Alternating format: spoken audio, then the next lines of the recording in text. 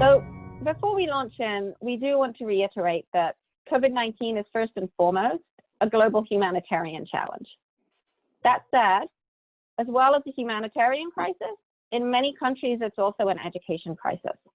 Schools have closed in 191 countries around the world. Students are losing learning.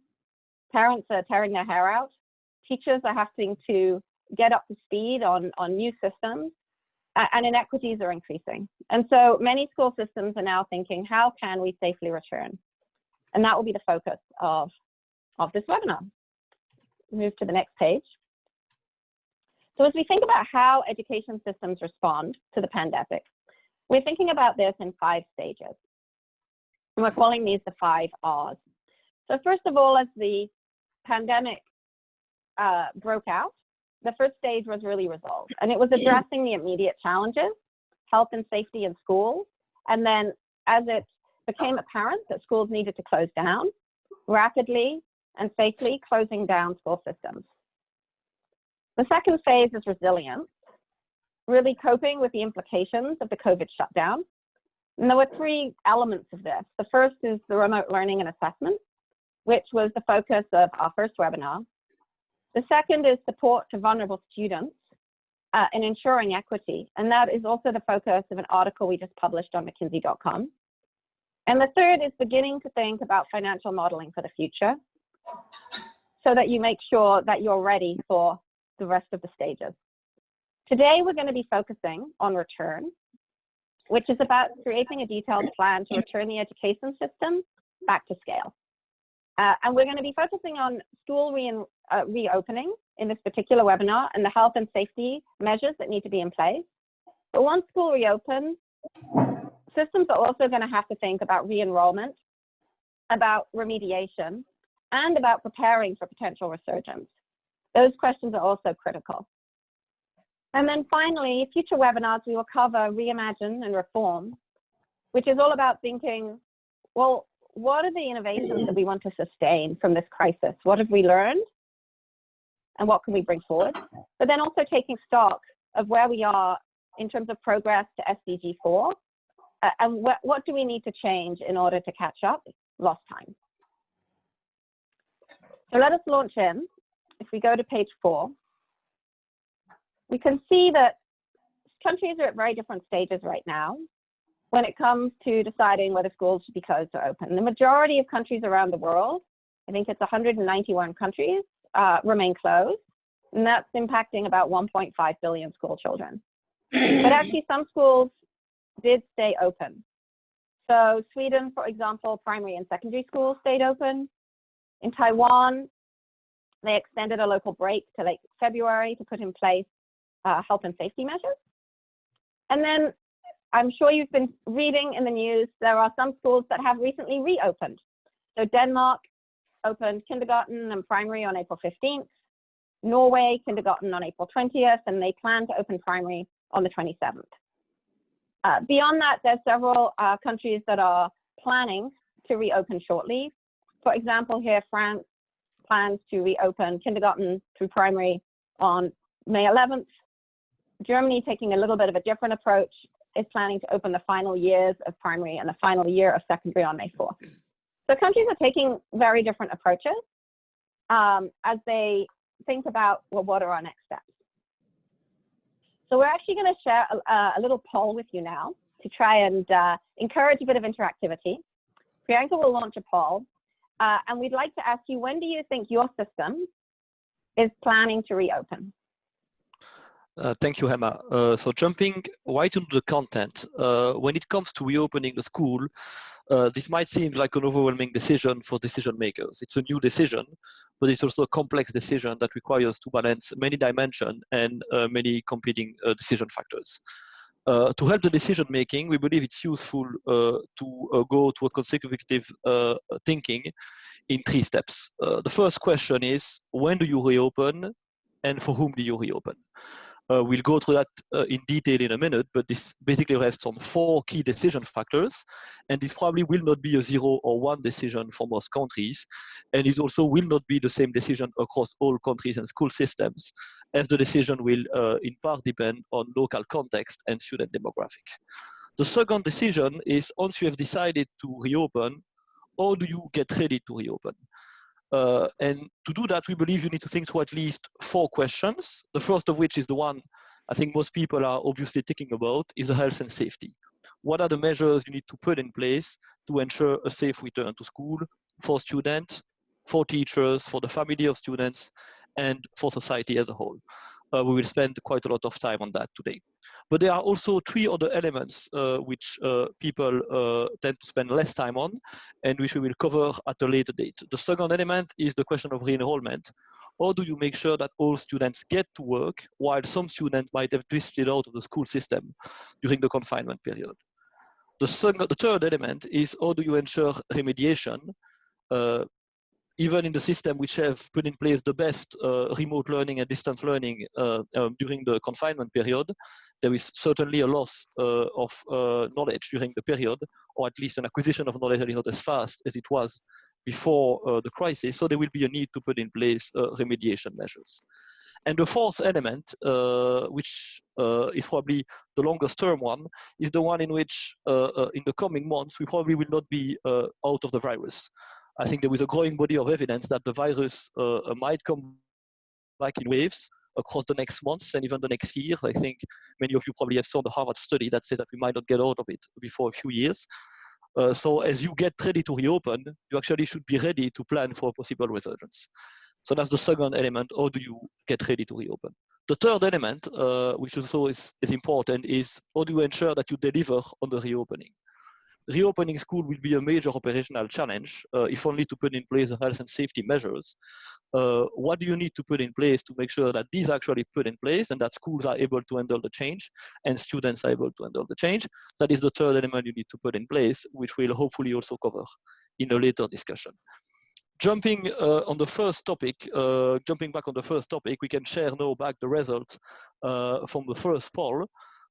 And so what we see actually very interesting from the first poll, if I read it correctly, is that actually the vast majority of you are planning to resume some face-to-face instruction only in August to September.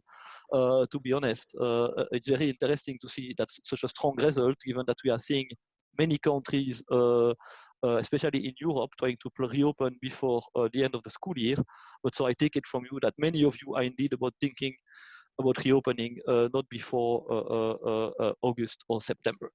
But so as we have these initial interesting results, I propose we delve right into the discussion as to what do you need to put in place and to look at when you decide to reopen. So moving on to the next page. Moving on to the next page, the decision on when to reopen and what to reopen is a complex one. We believe there are 4 dimensions that you can look at to simplify the decision. The first of all is the public health risk. How risky is it to reopen for students, for families, for teachers and staff, as well as for the general population? There is a growing consensus, at least evidence, that the risk for children are comparatively lower, but the risk for teachers themselves, at least at higher ages, is not insignificant. And more importantly, the discussion is revolving around what is the impact of reopening the school on the reproductive rate of the virus on overall society? Can we reopen all schools at the same time? Can we reopen the schools at the same time as the rest of the economy, or is it too risky? The second element, which is how critical is the reopening of the school for the economic activity as a whole? Basically, the equation here is, do we need to reopen the school to allow the parents to get back to work? The third element is the impact on student learning and thriving. To which extent are students currently falling behind while the schools are closed? To which extent are inequalities and inequities exacerbated during the confinement period? And the last element, which is what is the ability of the school to put in place safeguarding measures? And this is actually a question that is important at the whole system level. This might differ by country. Some systems might be better prepared to put in place, for example, social distanciation because they have simply bigger buildings. But this is also a question that is differentiated by school levels. It is probably easier to implement social distanciation with older children than it is with children in pre-primary. And on the right of the page, what you see is what we believe is one of the most important factors in successfully delivering a school reopening and making sure that it's accepted by the population is consultation of the key stakeholders. We are already seeing some examples of countries who might have done this better and who are now facing some resistance from stakeholders who deem that they haven't been consulted enough. So moving on to the next page, if we look at what are the countries doing and can we get some guidance from what is happening at the international level, I would say the conclusion here is that there is no conclusion in the sense that we see a variety of approach at the moment. So there is no clear guidance, at least no unilateral guidance at the international level. There is basically two archetypes. On the left, you have the far left, you have the archetype of schools, of countries and school system that decide to reopen the school first. Usually these are countries in which the virus is quite well under control. And these are also countries usually that consider school reopening as a precondition to the reopening of the rest of the economy. At the other extreme, on the far right of the page, you have systems in which the schools will be the last to reopen. It seems from the poll that actually many countries are thinking in this direction, and these are oftentimes countries which basically prioritize safety and also believe that they cannot at the same time reopen school and reopen the rest of the economy without increasing the reproductive rate of the virus above 1. An interesting point is that there seems to be an emerging difference to be confirmed in coming days and weeks between North America, where you see a tendency to reopen at least under the states that have made it public later, while European countries seem to be trying, at least some of them, to reopen partially before end of year. And of course, if we look at the middle, that is where most of the countries would be. In the vast majority of countries, if not all, the reopening will be progressive, it will be partial, it will be phased, and we will get back to it in a minute. So moving on, no clear guidance, at least no uniform guidance from international comparison. So each school system will have to take its own decision based on its own appreciation of the facts and its own belief and preference for safety. If we go back to what we discussed before, we believe there are two useful tools that can be used to help you in the decision-making process. The first one is the decision matrix that you have in front of you, which has the advantage of forcing decision makers to explicitly state the facts and belief beyond the decision-making and to organize them around the 4 factors which we have discussed before. To just take 2 of them, the public health risk. The countries who decide to reopen early will be countries who have determined that it is safe to do so at the moment, that reopening school will not put the reproductive rate above 1. Countries which decide to reopen later are countries which usually will have determined that reopening schools, or at least reopening schools as the rest of the economy, will get the reproductive rate of the virus above 1, or will represent a risk for teachers and students that they deem unacceptable. If we look at the impact on student learning and thriving, countries who already have an extremely efficient remote learning system and who are able to get learning objectives achieved through remote learning might consider that school reopening might be postponed at a later date, while systems in which remote learning is well developed, or system in which, while it is developed, there is a strong evidence that a certain part of the student population is not benefiting from it, might consider that it is an argument in favor of reopening early. So we believe that just going through this matrix very systematically and making sure that you have the facts behind each of the elements to make an explicit decision can be a useful tool to help you decide. Another tool on the next page that we find useful to develop, not only for the decision to reopen, but also a tool to maintain over the coming months and years, is a school readiness dashboard for opening and reopening. It's a useful tool right now to decide to reopen, to make sure that you are actually getting the facts and seeing the facts and forcing yourself to get the facts before deciding. But it's also a tool for the next 2 years. As we have already discussed, we might have to dance with the virus over the next 2 years. We might have to go through periods where we decide to temporarily close down part of all of the school system, depending on the virus situation. having a dashboard that allows you to have a dynamic view of what is happening on the ground, cascade this dashboard at the level of primary school, secondary school, also at the local level, we believe will be a useful tool in the coming months and years. You will see on the left, there is basically 6 types of indicators that you can use. First type of indicator about what is the virus spread right now, what is the situation in terms of new cases, hospitalization.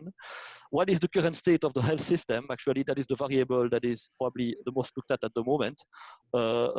Of course, you will not take the same decision if you are close to full capacity or if you have a lot of remaining capacity into the health system.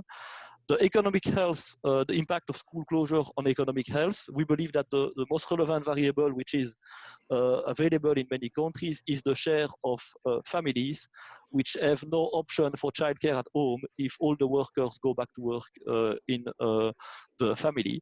Usually can get that variable simply by looking at labor force surveys or census data. If we move to the impact on student learning and thriving, there is a way to actually put hardcore data on this. What is the share of students actually benefiting from remote learning? Are you able to make some formative assessment to evaluate whether students are progressing? And last element, the impact on equity. Can you get some data to estimate the extent to which the confinement is increasing the equity gap in your school system? And finally, and perhaps most importantly, when we think about maintaining the schools reopened, even with the virus still around us, is the ability of school and the compliance of schools in implementing the safeguarding measures, the health and safety safeguarding measures. We believe there is a big case to be made to implement a systematic data collection there to make sure that you are able to see which schools are ready and whether these rules are respected or not in each of the schools. Wrapping up on all of this, on this chapter on when and for whom to reopen, there is very schematically 4 types of archetypes appearing. The first archetype is no reopening, at least before the end of the school year. The poll we just made seemed to indicate that many of you are going there. The second archetype that is emerging quite strongly is the idea of reopening only for a certain segment of the students. So, for example, you have systems reopening or remaining open only for the children of essential workers. You have some systems deciding to reopen for the most vulnerable students, for example, special needs students. You also have some systems who will try to evaluate whether students are making good progress at home and will bring back to school students who are experiencing the biggest learning problems. The third archetype is targeted levels of education, for example, reopening only pre-primary and primary schools. These are usually systems who will consider reopening early years as essential to allow the parents of those children who cannot take care of themselves during the day to get back to work. An interesting development over the last days, several countries seem to be privileging primary and keeping pre-primary closed based on the argument that it is more difficult to implement social distanciation for younger children. Last archetype is targeted years. We see a few countries considering only reopening the years in which there are high-stakes exams, which are linked usually to obtaining a diploma or passing to another cycles. So, for example, there are countries considering only reopening the last year of secondary to make sure that the students can take the exam to get to higher education. So this is what we see right now, and again, there is no uniform guidance from international comparison. I will stop here on this topic and hand over to Jake for a small poll to see which of you are going in which direction with respect to this decision. Yeah, eager to get, thank you, Fred, eager to get the thoughts of the group on 2 questions. And for some of you, this may be quite speculative, but if you'll indulge us. So the first is, as it stands now, when you reopen, would you expect to be back with all of your students right out of the gate, or to prioritize some subset? And then secondly, when you reopen, would you imagine, and not hope, but imagine yourself in a situation where you actually have a longer school day to remediate the gaps of the last few months, or could you be in a situation where the schedule is kind of largely as it was, or would you guess that you're actually not able to run the same schedule if you're spacing out your classes or changing your staffing. So give you a minute to respond to this. I'm curious where the thinking and prognostication of the group is currently. Jake, if you might allow, I will use the time to just respond to one of the questions that was asked on the chat. The numbers that were given on the slide before for the dashboard are, of course, dummy numbers, illustrative numbers. Of course, these should be computed for each country based on the specific number of each country. They were there only for illustration purposes. So looking at the results of the poll, it seems like the plurality would expect all of their students to come back together, or they're not yet sure, which, no surprise if we're that far out from August or September. And then interestingly, the plurality also would expect a kind of reduced hours schedule, which we're hearing pretty commonly. And I think will pose a challenge because in all likelihood, students will not have learned at the pace that they normally would in the shutdown. And so if anything, if we had flexibility, we'd love to have more hours rather than fewer to remediate the gaps. But let's go to the next page. This is a challenging topic, and there's many dimensions to it. We'll have the opportunity to think together in future webinars across the full suite of considerations. For today, we'd love to prioritize the topic of health and safety. What are the changes that you might make to the physical infrastructure of your schools? How would you change the transportation that takes your students to their schools, the way that you do your food or nutrition, what your schedule and your staffing might look like, and what are the sort of health and behavioral norms that you try to enforce with your students and teachers. There's a lot more to think about though, and so as you're formulating your plans, not to focus exclusively on this leftmost dimension, there'll be a lot to think about in terms of how do you get students re-enrolled with a particular attention to students who've been more disengaged or unaccounted for in this shutdown. How from a learning perspective you remediate gaps overall, and then particularly with an eye towards equity, we would expect that even in the most effective systems, achievement gaps would have grown in this period. And so what's the kind of proactive plan to closing them so far as you can? And then as Fred said in the beginning, by all indications, this is not the only cycle of the virus, and opening or reopening may not be permanent and complete. It may be more cyclical. And so what's sort of the plan for resurgence from a health perspective, but also from a learning perspective? How do you blend better the remote experience and the in-person experience if you have students cycling in and out, whether to maintain distancing or because they're quarantined, et cetera. So let's dive in on this kind of health and safety topic first. And we found this framework helpful for thinking about it in prioritizing the measures that you'll take, both on their effectiveness, how effective are they in reducing the spread of the virus, how effective are they in maintaining a learning, and then how effective are they in the kind of critical childcare role that many school systems provide, balanced with their feasibility. Do you have the infrastructure? Do you have the budget? Do you have the supplies that you need and the staff? And then how reasonable is it to instigate these norms among your students and employees? And in particular, can this expectation reasonably be enforced with young students, with secondary students, with staff? And kind of in the balance of those two, the solution set becomes more clear. To that end, actually, we'd love to do another poll, and I'll talk through it so as not to fully pause, but we'd love to hear from you, as you're talking with your system leaders and government colleagues across the other departments, where would you expect to be in terms of your funding? Many localities and countries have lost tax revenue in this recession.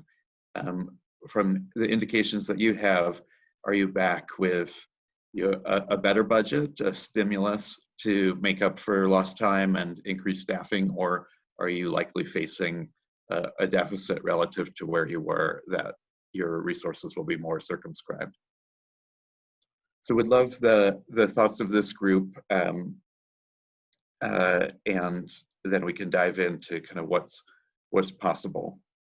Looking in the chat, one of the themes seems to be classrooms back, but with likely fewer students in them. And that makes sense, particularly if you're trying to do the kind of Danish strategy, which is to keep students and their desks spaced more than 6 feet or 2 meters apart. Just infrastructurally, that may work well, and the implication of it is likely that if they're spaced further apart, but you can't rebuild your buildings in the interim, that you'll have fewer students per class. And the implication of that for your schedule and your staffing is significant. So curious to see what the results of that poll were. And interestingly, the plurality of you are expecting the budget to be in the same neighborhood as it has been before. And then a solid number in more a deficit scenario, whether 5 to 10% or more than 10% below. And there's a lot here to think about, but the basic function of it really comes to what resources do you have, how much learning time are you intending to provide, and then how cumbersome are the distancing measures that you're considering.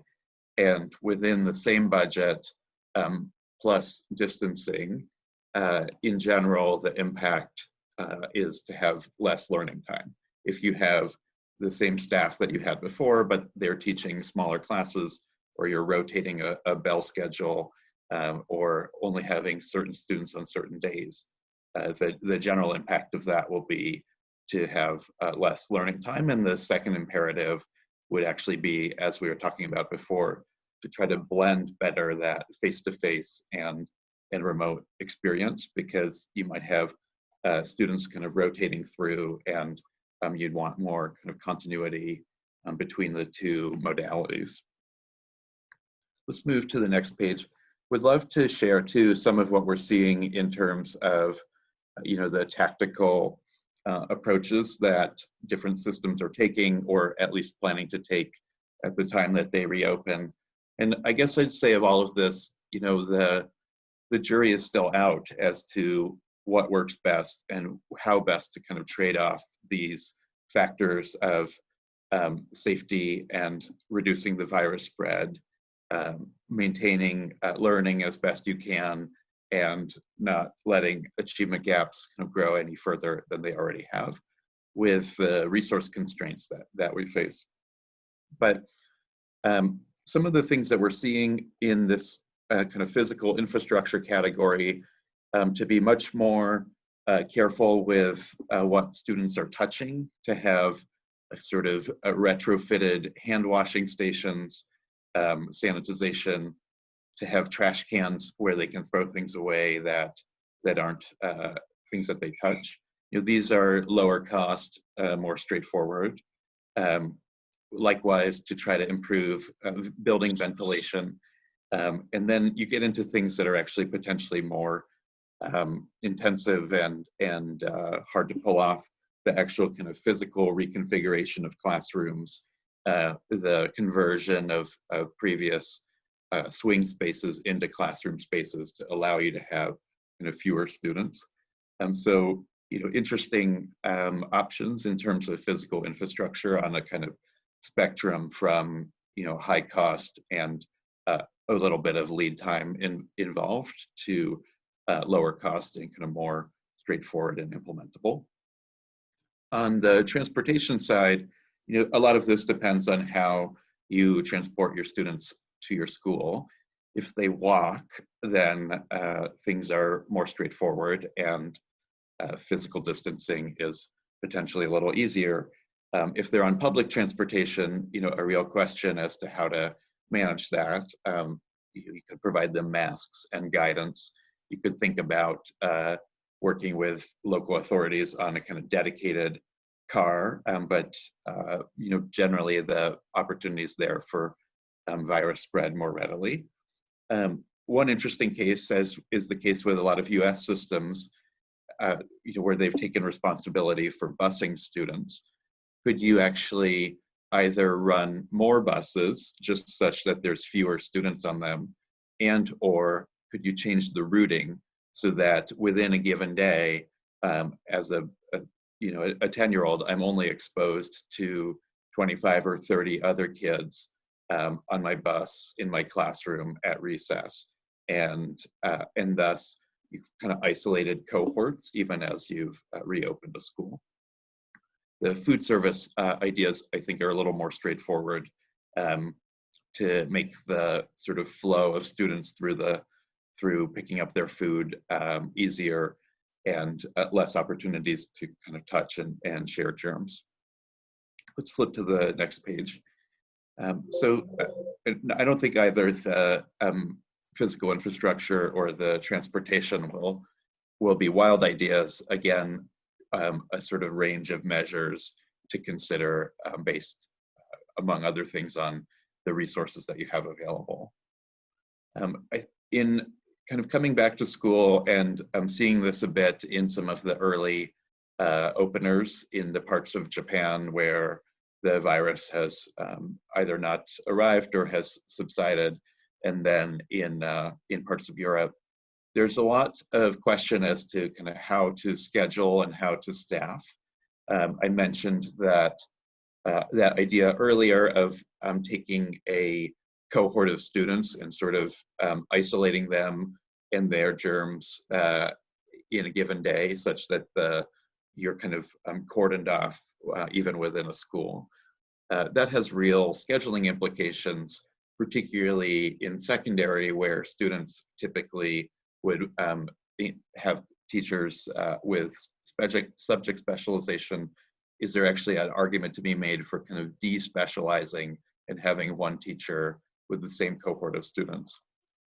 Someone raised a really good point in the chat too, which is the other factor on teachers isn't just their specialization and which students they ought to have their germs shared with. It's also a lot about where they are in their vulnerability. So is there a strategy to be had on whether you're more elderly or immunocompromised teachers maintaining this sort of pace in a remote environment, and then having teachers that are comparatively healthier or less vulnerable back kind of face to face. A lot of this hinges on the flexibility and the relationship that the system has with its unions.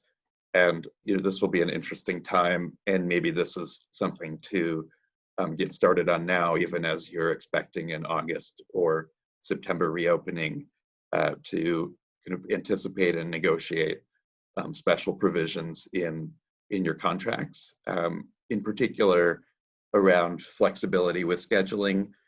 Does the school day necessarily need to run 8 to 2 or 8 to 3, or could you have a cohort that's running then, and then a second cohort running noon to 6? And then likewise, the expectations around this kind of back and forth that we've described between a face-to-face modality and a remote one. So a lot to think about and plan. And I think even as you're expecting a August-September start, opportunity to get ahead of these things now. I think more to be said that beyond this, and I guess the last few to just hit briefly. It's an interesting time to think about what is the behavioral norms that you can reasonably expect, and then to the extent that you've articulated those norms, what's actually the the kind of campaign you run to influence your staff and students to follow those? So we kind of take those together. I wouldn't just think about a sort of, call it a legalistic or authoritarian, kind of, you will sit 6 feet apart and you will wash your hands every hour. That's fine. That's a useful basis to have clear policy, but actually influencing students to want to do those things, setting up the structures that encourage them to do that, motivating both hearts and minds to embrace new norms will be important. And then on the last set of these on page 15, just more to think about and get ahead of in terms of how you're setting this up from a kind of policy and planning perspective.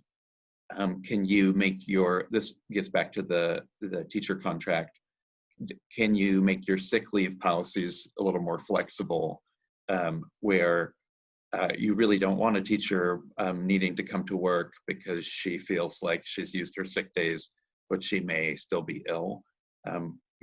A strategy there to be a little more deliberate and flexible. Likewise, a lot of systems have attendance policies of students, and you wouldn't want those policies to encourage sick children to be face-to-face with their peers. And there too, I think, gets to this imperative around the kind of preemptive blending of face-to-face and remote experiences. I think the last set here will just be, what are the public health and sort of behavioral procedures that you want to have in place, entering and exiting the school, and what are the points at which you can do that? Do you have to touch a gate to let yourself in? Preferably not. And what sort of hand sanitization protocols are you expecting? And then, this notion of contact tracing that many of you will have read about or even experienced. At the scale of whole countries that didn't previously have the infrastructure for that, like South Korea or a China, this is challenging to imagine. But at the scale of a school and a community, contact tracing becomes a little bit more feasible. And can you set up a system now that would allow you to do that and notify students and staff and families if they had been in contact with someone who tested positive. So would love to shift briefly.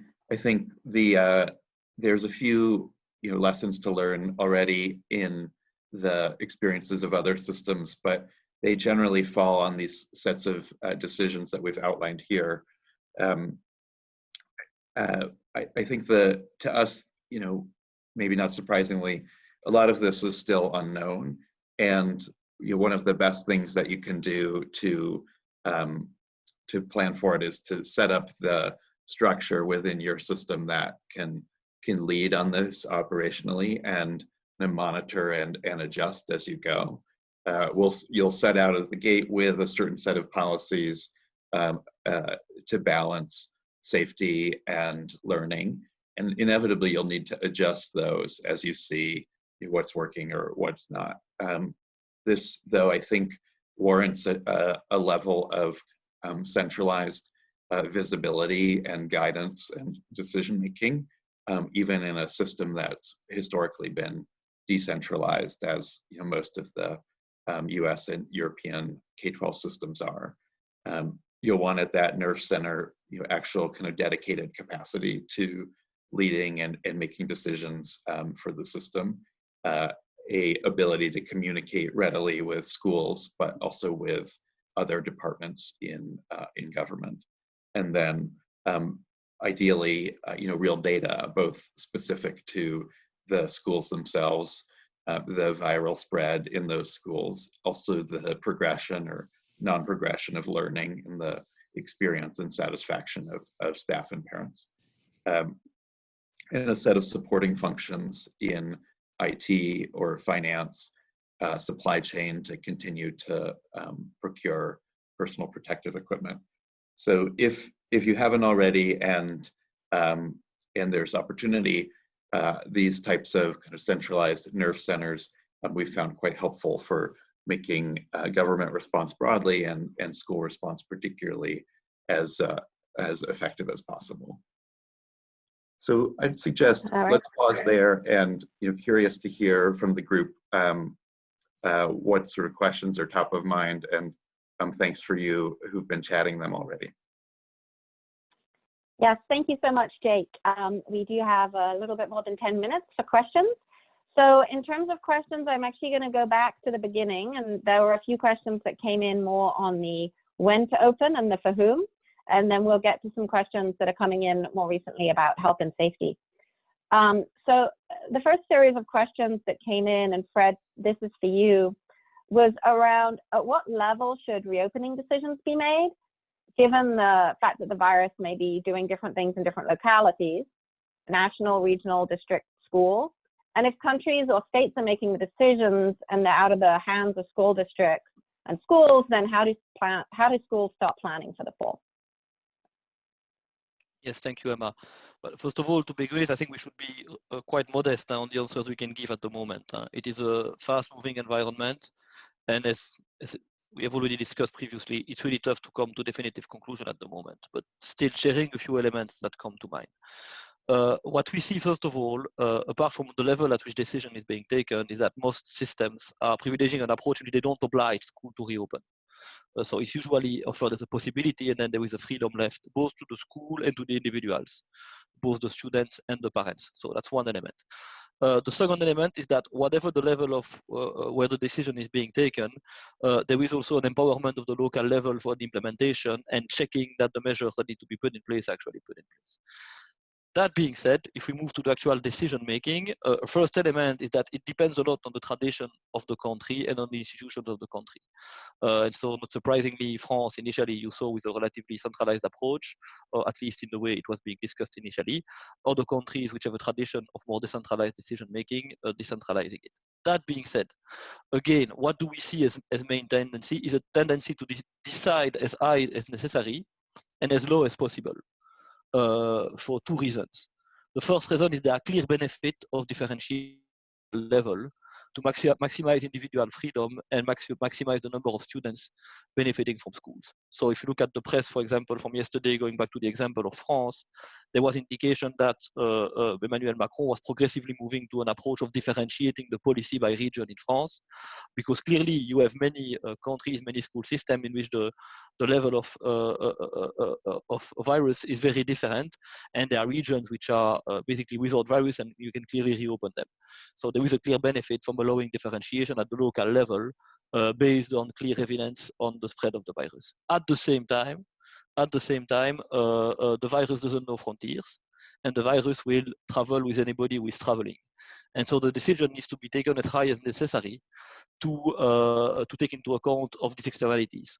To take the example of my country, Belgium, for example, while the decision and the competency for school opening formally belongs to the communities, there have been discussion at the central federal level to take a common decision, or at least a coordinated decision, because people move between regions, they go to work between regions, and if one take a decision without taking into account the other, of course, that will not be optimal from a public health point of view. So it's more an additional series of questions, but so a tendency to take decision as high as necessary, as low as possible. The second element is then how do school plan if we don't know what's going to happen, if it's on a central level and as a school you don't decide. I would say there are two elements. Either it's clear that the school is not going to reopen before the end of the year, or it's relatively clear that it will be late in the year and it will be only a few weeks before the end of the school year. And as a school, you don't believe that the benefits of these few weeks will be worth the cost of planning right now. But then, of course, it's relatively obvious you should start planning for reopening later. That being said, since many countries, at least on the European side, are discussing earlier reopening, I think there is a case to be made to actually start planning right away, even if you don't know exactly what's going to happen, if you want to maximize the learning of your students. So if we take the example of Denmark, if I get the number right, it was reported in the press that only roughly half of the schools were ready to reopen a few days ago, is because Denmark left very little time for the school to prepare, and so only part of the school had the time to prepare. Of course, if you plan in advance, you'll be able to reopen earlier. That being said, there's no obligation in Denmark, so you don't prepare. Apparently, I haven't seen any country right now having a coercive approach or punishing the schools who are not ready on time. Yeah, thank you, Fred. One more question for you, and then we'll move on to some questions for Jake. There were a lot of questions about thinking about planning across the whole family. So how do you think about sequencing by age, primary versus secondary, if parents have kids across levels? And how do you think about the implications on parents as well for part-time schedules if students are only in school for half the day? So I think the answer to that, it's a tough one to handle, and I don't think anybody has the right answer at the moment. Neither on what exactly is the decision process to go through at the moment, something we need to think through, nor what are the good compensatory measures. A few elements that I have gathered from discussion with school decision makers. So some of them who backed away from the idea of opening only 2 years, 1 year and then not opening the next year, or only opening only a few days a week, on the point that if that's the case for a family, it's a nightmare. And so they decide, okay, if we reopen, we prefer to reopen for a block of students which are relatively close in year, so that is more easily manageable for families. That being said, you have many school systems who seem to be going the other direction. And in those school systems, then I have had some discussion with decision makers who say, okay, if we don't have a situation where all the kids can go back to school, we need to have a backup solution, meaning that either on top of going back to school, for the families who have to go back to work and who have no choice, there is still some form of childcare available for everybody who has no other choice to go back to school for the other children. Or we are also allowing some form of